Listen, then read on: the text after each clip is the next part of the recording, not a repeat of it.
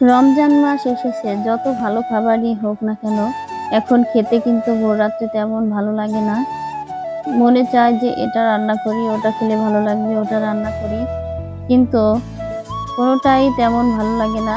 যাই হোক, আজকে ভাবছি যে লাউ ভাজি করব কুচি কুচি করে ডিম দিয়ে।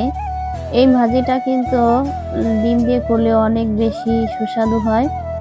আর বিশেষ করে লাউ ভাজিটা পারফেক্ট ভাবে কিভাবে করব সেটাই দেখাবো আপনাদের সঙ্গে।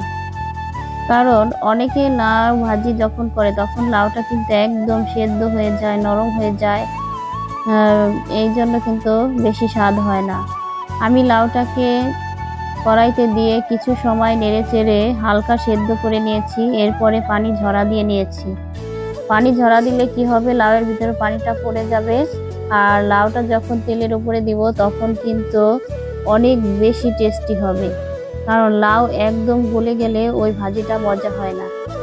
লাউর ভাজিটা আস্তে আস্তে একটু থাকলে খুবই সুস্বাদু হয়। এই জন্য এই যে আমি পেঁয়াজ কুচি, রসুন কুচি তেলের উপরে ভেজে নিয়েছি, আর একটি ডিম পাশে কিন্তু ভেজে নিয়েছি। আর এই যে আগে থেকে সেদ্ধ করা হালকা লাউ, সেই লাউটাকে কিন্তু আমি এই যে দিয়ে দিয়েছি। আর এখন তেলের উপরে সুন্দর করে নেড়ে চেড়ে সব পেঁয়াজ রসুন কুচি ভাজা এগুলাকে মিক্সড করে ফেলতে হবে। আমার লাউ ভাজি হয়ে গেছে মাশাআল্লাহ। লাউ ভাজিটা কিন্তু অনেক বেশি মজা।